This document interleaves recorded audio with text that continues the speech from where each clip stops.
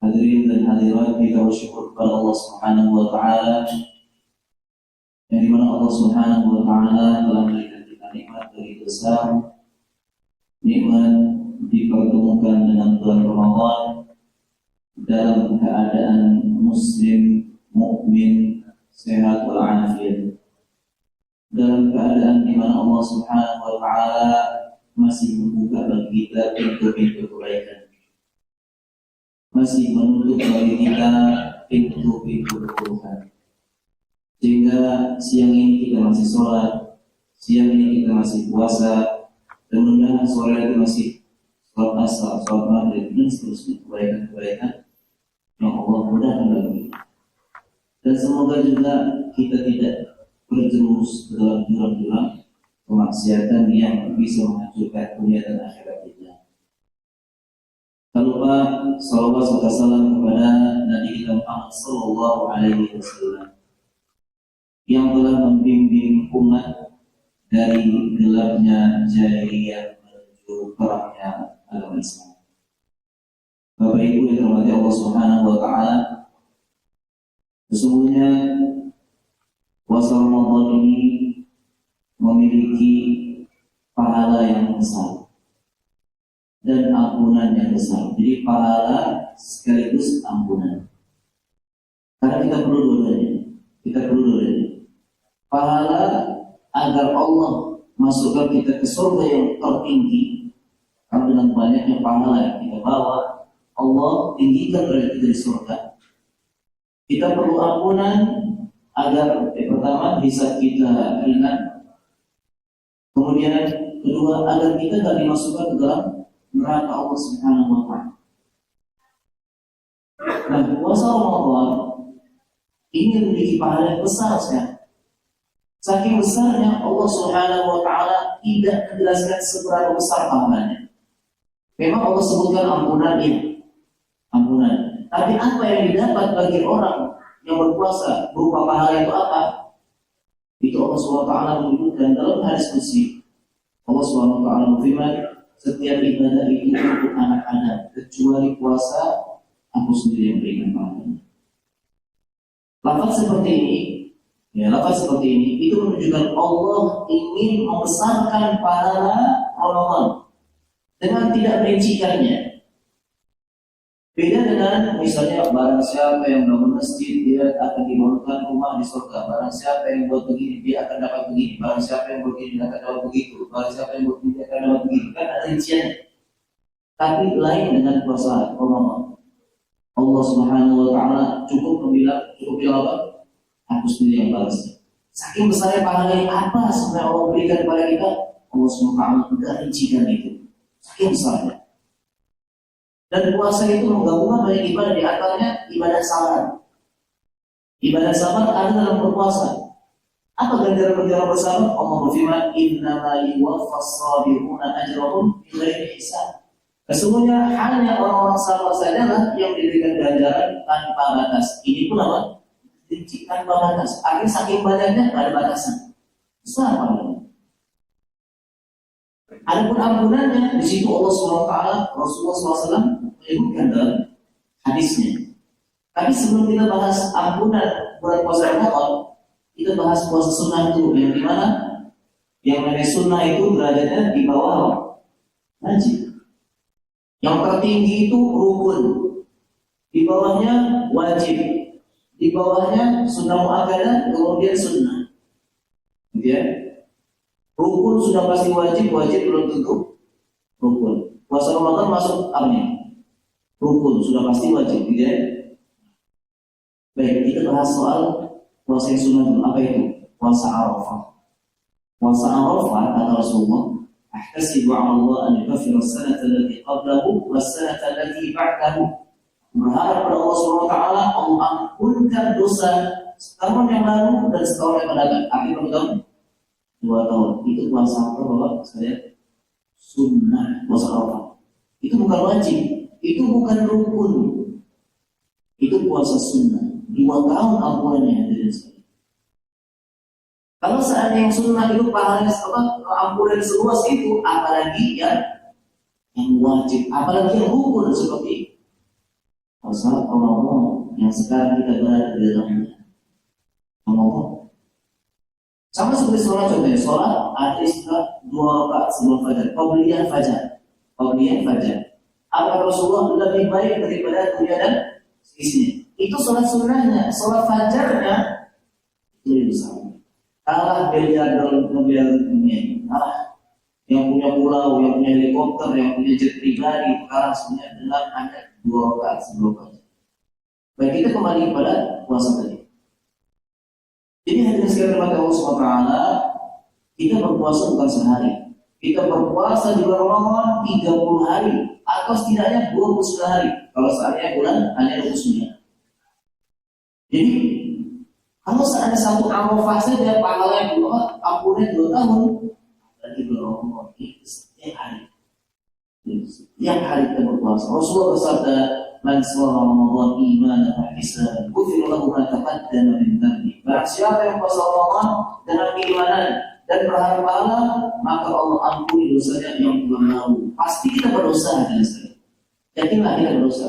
Bukan saya ngomong, nanti kita bersabda, "Kullu bani Adam khata' wa khairu khata'in tawwabun." Seluruh anak Adam selalu bersalah dan sebaik-baik orang bersalah selalu bertobat. Ini momen bertobat. Di bulan Ramadan momen bertobat. Rasulullah bersabda ketika di bulan Ramadan, "Ya baghiyal khairi aqbil wa ya baghiyasy syarri aqsir." Wahai orang-orang yang menginginkan kebaikan, sambutlah, semangatlah. Wahai orang-orang yang menginginkan keburukan, yang ingin berdosa, punya niat untuk berdosa, tahan dulu. Karena berdosa di bulan Ramadan dalam bahaya, dosanya berlipat-lipat. Tahan dulu, jangan berani berdosa di bulan Ramadan. Terlalu besar beban dia di akhirat. Nah, sekarang kita masuk kepada tema yang akan kita bahas. Apa itu? Perkara-perkara yang dapat merusak pahala Ramadan kita. Kan kita tadi tahu puasa Ramadan kan apa? Pahalanya sangat besar, saking besarnya tidak Allah rincikan. Ampunannya sangat besar. Ya. Puasa sunnahnya ada besar, apalagi puasa Ramadan 30 hari lagi. Apa itu dosa berunturan? Tapi sekarang hadirin sekalian kepada Allah SWT sangat disayang. Ada hal-hal yang ternyata, ya hal-hal yang ternyata membuat Ramadan kita itu terkikis. Bahkan ada hilang sama sekali. Atau setidaknya tidak produktif. Itu sekarang yang kita bahas. Di antaranya hadirin sekalian kepada Allah SWT, wujud. Wujud ini mau hati-hati kita hindari wujud. Sudah berhasil dia berpuasa. Sudah berhasil dia sholat tarawih, bahkan sholat tarawih sampai jam 10 malam, atau mungkin ada yang tambah tahajud, mungkin ada di antara kita yang hantam dalam 3 hari, masya Allah, luar biasa. Tapi sangat disayangkan muncul ujung, tidak ada apa-apa, saya hebat, bisa ini, bisa itu, sebagainya. Ketika dia seperti itu, apa jadi di sisi Allah? Di sisi Allah hanyalah Allah. Kita tak pantas untuk sombong, tak pantas. Yang boleh sombong hanya Allah Subhanahu wa ta'ala. Allah yang memiliki nama Al-Mutakabbir, yang maha sombong. Allah memiliki sifat Al-Kibriya, sifat kesombongan. Yang dimana Allah layak untuk sombong karena Allah Subhanahu wa ta'ala memiliki seluruh kesempurnaan. Sifat Allah semuanya sempurna dari segala sisinya, tidak ada cacat dari segala sisinya. Makanya yang berhak sombong adalah Allah Subhanahu wa ta'ala. Ada kita punya kekurangan dari ujung rambut sampai ujung kaki, maka tidak pantas kita sombong. Yang pantas bagi kita adalah tawadhu, rendah hati. Bahkan mengatakan bahwa Allah tarunkan najmina halin nadhir ala safahatil ma'i wa huwa rafi'un wa la takun kadukhan ya'mu bi nafsihi ala safahatil jawi wa huwa waqi'un. Rendah hatilah kalian, niscaya kalian laksana bintang yang berkilau dari langit, tapi dia bisa dilihat, yang bisa dilihat dari permukaan air, sedangkan dia berada di langit. Jangan kamu seperti asap menarik, meninggi dengan sendirinya, tapi dia di tengah udara, dia terlihat ringan. Jadi, subhanallah, kita hendaknya tawadhu. Dan tawadhu alaihi rafa'. Barang siapa yang bertawadhu, ia rendah hati, Allah angkat derajatnya. Jadi yang rendah hati Allah angkat, yang sombong Allah jatuhkan, yang ujub sekali. Jadi hadirin sekalian Allah SWT, bersyukurlah kita ketika kita mampu berpuasa, mampu baca Quran, mampu tahajud, mampu bersedekah, bersyukurlah. Tapi hindari sifat ini. Maka yang penting tazkiyatun nufus, mensucikan jiwa sebelum masuk bulan Ramadan. Bukan pas Ramadan saja kita tasbih terus, tapi menjelang Ramadan sudah ya berbenah tasbih terus. Sehingga pahala itu betul-betul masuk dalam timbangan kita. Kemudian juga yang perlu dihindari adalah riya dan sum'ah. Riya dan sum'ah saudara kandung. Kalau riya berkaitan dengan indera mata, kalau seandainya sum'ah itu berkaitan dengan indera telinga. Artinya kalau riya itu memperlihatkan amalan, tujuannya untuk menuai pujian dari orang lain, mendapatkan pujian dari orang lain. Kalau sum'ah memperdengarkan, menceritakan sebuah amalan supaya orang puji dia, itu saudara kandung. Jadi, tapi kalau seandainya ada orang memperlihatkan amalan supaya menjadi contoh, menjadi penyemangat, seperti itu di pondok pesantren anak mudir, mencontohkan santri-santri dan sebagainya, ini lain cerita. Pokoknya benang merah benang putihnya ada pada satu poin, yaitu minta dipuji. Itu dia pembedanya. Ya, itu dia pembedanya. Nah, hadirin sekalian rahmati Allah Subhanahu wa taala, yang namanya benih-benih riya, sum'ah, itu akan menghinggap bahkan sekelas ulama pun, ya, sekelas ulama mendatang. Hanya saja yang berhasil, yang Allah maafkan adalah orang yang melawannya. Bisa lebih baca Quran, lebih baca Quran. Lama ini langsung muncul, masya Allah, cantiknya, masya Allah, masya Allah. Kayaknya kayak sesudah seluruh. Kalau seandainya hatinya, misalnya, iya, misalnya, diiyakan dalam hati, maka bisa dia jatuh ke dalam riya. Tapi kalau seandainya ketika jatuh, masya Allah, hebat banget, bagus banget, lalu perlu dilawan, nggak dilawan, maka di situ apa? Dia tidak dianggap orang yang riya. Maksudnya apa? Riya itu pasti akan datang kepada setiap hati manusia, pasti akan datang. Yang selamat adalah yang melawannya. Yang selamat adalah yang melawannya. Ada lagi yang lain apa? Aduh, saya pengen beramal tapi takut riya. Takut lama apa? Ketika dia meninggalkan perbuatan tersebut karena takut riya, dia sudah riya. Maju salah, mundur salah. Jadi bagaimana? Dia amalkan dan dia lawan riya tersebut. Itulah orang yang selamat dari riya. Jadi beramal karena ingin dipuji orang, riya. Meninggalkan amalan takut riya, riya. Artinya apa? Yang selamat orang lawan dari riya tersebut. Konsisten beramal tetap pada niat awalnya lawan riya tersebut. Karena memang itulah perbuatan setan alladzi yuwaswisu fi sudur nas, yang berwaswas dalam hati manusia. Karena setan tahu letak lemahnya manusia. Ya, dan kekuatan manusia itu ada pada hatinya. Hati itu laksana raja. Sedangkan tangan adalah prajurit, kaki prajurit, mata prajurit, telinga prajurit. Kalau hati sudah memerintahkan tangan lakukan ini, maka dia akan tahan. Artinya kalau hati baik, yang lain itu baik. Kalau hati rusak, yang lain itu rusak. Maka setan hancurkan hati setiap hamba, rusak semua amalannya. Rusak. Kan? Dia sudah beramal, masya Allah, baca Quran.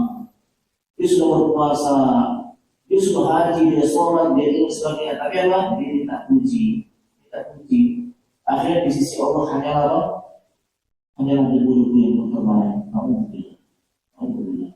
La tubtilu shadaqatikum bil manni wal adha. Jangan kalian batalkan sedekah kalian dengan mengungkit-ungkit dan gantungan. Kalian yunfiqu malahu ria'an, seperti orang yang menginfak karena riya. Ini juga sama. Dia bersedekah dan berpuasa amal-amal pun ketika dia, maka dia akan lenyap. Maka nanti dasar Allah SWT berpuasa, sholat tarawih, pokoknya amal apapun yang kita lakukan di bulan Ramadan, hindari benar yang satu itu dia. Dia akan terus ingat perlawanan dengan dia nggak bakal selesai kecuali kalau Allah Subhanahu wa taala sudah cabut nyawa kita, peperangan selesai. Tapi kalau seandainya masih kita hidup, dia akan selalu datang.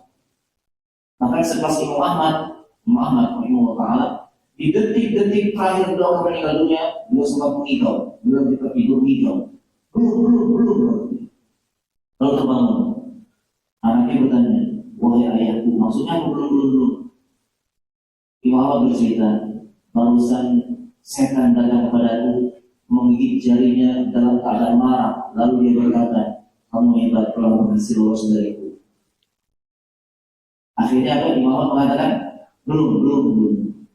Maksudnya apa? Setan pintar, dia pengen membuat Imam Ahmad apa? Ujub, ria, dan sebagainya. Tapi Imam Ahmad tahu cara-cara setan. Jadi di sini, bayangkan kalau saat dia ujub atau ria di saat-saat apa? Meninggal dunia, apa jadi? Ya, karena apa? Rasulullah bersabda, innamal a'malu bil-khawatim. Maksudnya amalan tergantung pada akhirnya. Nah, jadi hindari ujub, hindari ria. Kemudian kita amalan-amalan yang bisa mengikis pahala kita, yaitu dosa dan maksiat. Dosa dan maksiat. Di bulan Ramadan itu orang berpuasa macam-macam. Ada yang berpuasa hanya lapar dan haus. Ada yang berpuasa lapar dan haus dan berpuasa dari maksiat. Ini puasanya orang saleh. Ini puasa orang saleh. Ada lagi dia berpuasa dari lapar dan haus dan maksiat, dan dia pun bersungguh-sungguh dalam beribadah. Ini nilai plus lagi dari orang soleh plus. Kita yang mana? Apakah yang berpuasa nahan lapar dan haus saja, atau nahan lapar, haus dan maksiat-maksiat, atau kita tambah hati dalam ibadah-ibadah yang lain? Di mana kita? Hadirin sekalian kepada Allah SWT, apa keadaan orang yang berpuasa di sini, tapi dia gibahnya, masya Allah, gak puasa, dustanya gak berpuasa, ngolong-ngolongnya gak berpuasa. Apakah Rasulullah SAW ya, dalam sebuah hadis, man lam yada' qawla zur wal 'amal bihi, ya, barang siapa yang tidak meninggalkan ucapan dusta dan mengamalkannya, falaysa lillahi hajatun fi an yada'a ta'amahu wa syarabahu, maka Allah tidak perlu dengan puasanya. Artinya apa?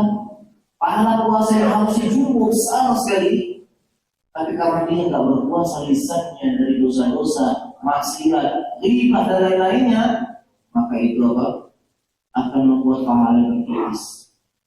Saking banyaknya dia ghibah sampai pahala puasa itu hilang, ada cuma sekedar nyetor kewajiban. Cuma sekedar apa? Nyetor kewajiban. Artinya fulan telah melaksanakan kewajiban. Belajar sekali. Jadi kan hadirin sekalian kan apa? Sangat rugilah kita udah capek-capek lapar, haus dan sebagainya, tapi ternyata hanya nyetor kewajiban. Tidak ada pahala, itu rugi sekali. Maka di ini bahwa ibu sekalian mengatakan Allah SWT, hendaknya kita tahan lisan kita dari riba. Kalau sudah ada mulai, itu udah fulan tuh gini,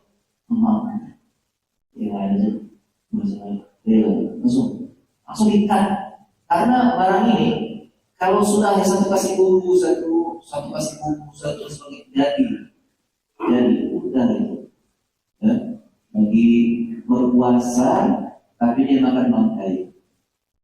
Jadi apa? Ini berbahaya, bisa mengikis pahala-pahala tidak ada sekali yang Allah Subhanahu. Kemudian juga ada hal yang juga miris di tengah masyarakat kita Indonesia khususnya, yaitu orang berpuasa tapi tinggal sholat. Bersyukur kita harus sekali ke sholat. Puasa dengan sholat secara kedudukan tinggian sholat.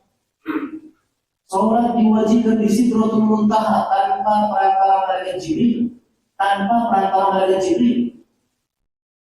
Allah angkat Nabi Muhammad setinggi-tingginya. Allah bicara langsung Nabi Muhammad SAW tanpa perantara. Di Sidratul Muntaha, tempat bidara, ada pohon bidara, Sidratul bidara. Pohon bidara yang tertinggi, tinggi sekali. Di situ Allah SWT wajibkan sholat. Jadi subhanallah. Sedangkan puasa, zakat, haji itu melalui perantara malaikat Jibril. Jadi ada orang sholat, tapi ada orang yang berpuasa, tapi nggak sholat, subhanallah. Ini gimana ya? Gimana pahala? Saya nggak tahu Allah. Ini jelas berbahaya seperti ini. Berbahaya. Sholat rukun Islam yang kedua, puasa rukun Islam yang pertama. Sholat diwajibkan dari selangit, puasa di dunia melalui perantara malaikat Jibril. Hadirin sekalian Allah SWT, saya punya pengalaman. bahwa waktu kita di negeri Arab, saya bertemu kepada beberapa preman dan sebagainya, bahkan orang-orang yang kita anggap dekil lah gitu ya, kalau bahasa kita. Itu kalau seandainya datang waktu sholat. Tapi kalau sudah tahu waktu merampok, ya ngerampok lagi. Semoga kita tidak seperti itu ya.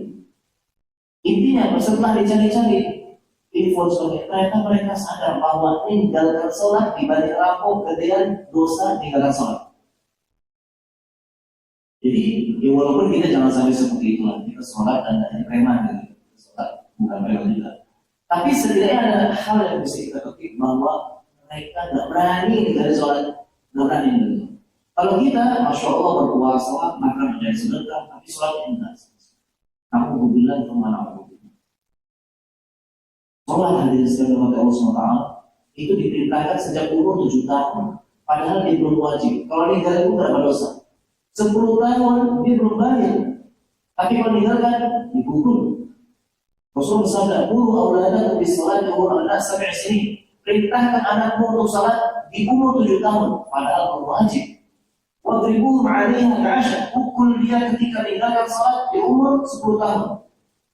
Wafarriqu bainahum fil madaji. Pisahkan antara laki dan perempuan di tempat tidurnya. Laki di sini, perempuan di sini. Jadi ada istilah oleh Allah SWT. Padahal umur 7 tahun belum balik, disuruh sholat, pendidikan. 10 tahun belum balik, disuruh sholat. Kalau meninggalkan dia baik, dipukul. Kalau udah balik dia main, dimakan, dia ditinggalkan. Tapi berat ukurnya. Kenapa kok kita ada yang puasa tapi meninggalkan sholat?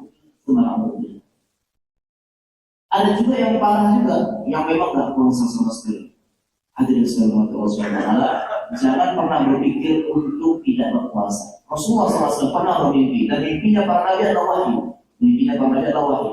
Beliau bermimpi berjumpa dengan 2 malaikat. Lalu 2 malaikat itu mengajak Nabi untuk naik mendaki ke atas gunung. Rasulullah bilang, aku nggak mampu. Naiklah, kamu akan mampu. Akhirnya dituntun, ya, dipapah, dituntun. Akhirnya Rasulullah mendengar suara teriakan yang mengerikan, histeris. Sampai ketika Rasulullah ke tempat suara tersebut, Rasulullah menyaksikan pemandangan yang mengerikan. Apa itu? Ada kaum, ada orang-orang yang diikat kaki di atas, kepala di bawah. Bukan dengan tali, tapi dengan uratnya sendiri. Dalam keadaan mulut tersobek berdarah-darah. Rasul bertanya, mereka ini siapa? Rasul kemudian malaikat itu menjawab, mereka itu adalah orang-orang yang berbuka puasa sebelum kehalalannya, maksudnya sebelum waktunya. Belum datang maghrib sudah buka puasa dulu. Nah ini mereka di antara seperti ini. Nah, jadi ada orang yang berpuasa dari sholat, ada orang yang memang meninggalkan puasa betul-betul. Subhanallah. Kalau kita anggaplah di antara kita yang kecil dan sebagainya, jangan pernah berpikir untuk meninggalkan puasa. Nah, ulama sepakat, ulama seluruh mazhab Hambali, Maliki, Syafi'i, Hanafi, mereka sepakat bahwa meninggalkan puasa, meninggalkan rukun Islam semuanya lebih berat daripada zina, merampok dan lain. Kalau ini memang tidak ada pahala sama sekali, justru dalam dosa yang sangat besar, dosa yang diemban dan terlalu besar. Kalau dulu kita pernah melakukan itu, maka ini saat kita menengadahkan tangan kita ke atas langit, memohon kepada Allah ampunan, minta ampun kepada Allah Subhanahu Wa Taala atas dosa-dosa yang pernah kita lakukan dulu. Mumpung masih ada nyawa. Baik itu kemudian di antara perkara yang bisa menggugurkan amalan, mengikis amalan adalah kesyirikan. Bentuk kesyirikan itu macam-macam. Contoh misalnya ada orang ya, berkorban untuk jin dan setan sebagainya, tidak boleh. Allah SWT berfirman, "Qul inna salati wa nusuki wa mahyaya wa mamati lillahi rabbil alamin." Katakanlah, katakanlah, sesungguhnya sembelihanku, salatku itu karena Allah SWT, tidak ada sekutu bagi. Contohnya, yang menyembelih untuk selain Allah SWT, tidak boleh. Ini bisa menghilangkan pahala puasa. Atau misalnya dia meyakini sesuatu dapat mendatangkan manfaat dan maharat, padahal tidak ada sama sekali bermanfaat. Contohnya batu tertentu atau benang tertentu atau apa saja yang disebut sekarang sebagai jimat. Alhamdulillah di zaman modern seperti ini kita bisa ada yang meyakini seperti ini. Ini bisa mengikis amalan kita habisnya. Apa kaitannya ya, kekuatan Allah dengan menang? Jauh sekali, jauh sekali. Menang tandingannya dengan Allah jauh sekali. Kita kalau ada orang yang pakai benang misalnya, ini bisa menyembuhkan penyakit katanya. Kita nggak kenal Allah Subhanahu wa Ta'ala. Kita nggak kenal Allah Subhanahu wa Ta'ala. Padahal Allah yang memberikan kesembuhan, Allah mampu menyembuhkan Nabi Ayub dengan seketika. Padahal gorengan sudah parah sekali. Seluruh keluarga menjauhinya, orang dekatnya menjauhinya, semuanya tidak ada mendekat. Saking keadaan itu mengerikan Nabi Ayub, Allah sembuhkan dalam seketika. Allah sembuhkan dalam seketika. Kita tidak kenal Allah Subhanahu wa Ta'ala. Kalau ada bahaya, kita minta sama tasya, kalau minta sama Allah Subhanahu wa Ta'ala. Bukankah Nabi Musa alaihissalam di kegelapan malam, di kegelapan lautan, di kegelapan perut ikan minta kepada Allah Subhanahu wa Ta'ala langsung Allah, dan Allah SWT buktikan kepada hamba-hambanya bahwa Allah mampu menolong hambanya dalam keadaan sesulit apapun. Kan kita kasih Allah SWT ini bisa menggugurkan Allah. Ini bisa menggugurkan Allah. Maka hindarilah segala bentuk syirik. Kita apa? Kita menyekutukan Allah Subhanahu wa Ta'ala. Nauzubillah. Jadi hadis kata Allah SWT ini bisa menghilangkan atau mengurangi pahala amal kita. Ada juga saya tambahkan sedikit, yaitu ada perkara-perkara dia tidak menghilangkan pahala Ramadan, tapi membuat kita tidak produktif di bulan Ramadan. Tidak produktif. Itu apa? Terlalu berlebihan baca WhatsApp, baca Facebook, kemudian nonton di YouTube atau nge-game dan sebagainya. Kita baca 15 menit itu udah ngantuk dan sebagainya. Setengah jam kita nge-game 5 jam. Ada yang nge-game sampai 10 jam. Ada yang nonton sampai 10 jam.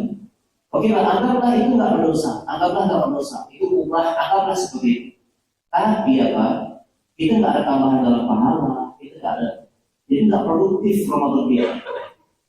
Kalau kita mengajak kepada ulama-ulama kita mendahulu kala, memang kita nggak bisa kayak mereka. Karena kita sekedar motivasi saja. Imam Syafi'i siang di bulan Ramadan khatam sekali, malam sekali. Jadi kalau saya 30 hari, artinya beliau khatam 60 hari. Begitu pula Imam Abu Hanifah. Begitu pula Imam Abu Hanifah. Imam Malik contohnya. Imam Qatadah adalah seorang ulama yang kemarin dalam keadaan tunggal, tapi hafal Quran sekali dengar. Beliau pernah menjadi imam ketika sudah tua sekali. Dia cuma bisa baca Al-Baqarah dan sebagainya. Setelah sholat dia nangis. Apa kata muridnya? Wahai imam, kenapa engkau nangis? Maka beliau berkata, bagaimana engkau nangis sekarang di saat sudah tua? Aku jadi imam cuma bisa baca Al-Baqarah, Al-Imran, sama Al-Nisa. Cuma hadis sekali. Kalau kita cuma Al-Fil. Jadi subhanallah. Jadi beliau nangis. Artinya dulu pernah sholat dengan bacaan yang panjang sekali, di umur sudah tua cuma Al-Baqarah, An-Nisa, Al-Imran. Sedikit sekali. Nah, jadi hadis sekali Allah SWT, ya, itu diantara perkara-perkara yang semengikis atau membuat Ramadan kita tak produktif. Sebenarnya apa? Banyak buka berjilid-jilid WhatsApp, berjilid-jilid Facebook, kemudian seri-seri YouTube, kemudian game sebanyak-banyaknya. Ini ya mungkin kita nggak bicara apakah halal atau haram, ada pembahasan tersendiri. Oke, secara umum dia ubah, anggap lagi ubah. Tapi membuat kita tidak produktif. Padahal kita harus memborong pahala sebanyak-banyaknya. Apalagi 10 akhir bulan Ramadan kita penuhkan masjid, kita ramaikan masjid untuk beribadah, zikir, baca Quran, sholat tahajud, sebagai berdoa, menangis kepada Allah, meminta permohonan. Tapi ada sebagian orang yang justru mereka menghabiskan waktunya dengan apa? Dengan ngegame dan sebagainya. Baiklah, mungkin itu kalau sekiranya ada yang ingin bertanya di persilakan. Waktu 7 menit kalau ada yang bertanya.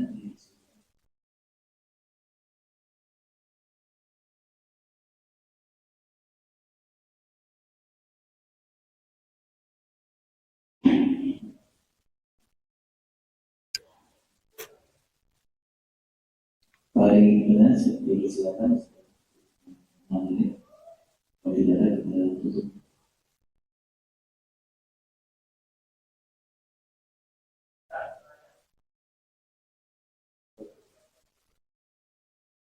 Ya.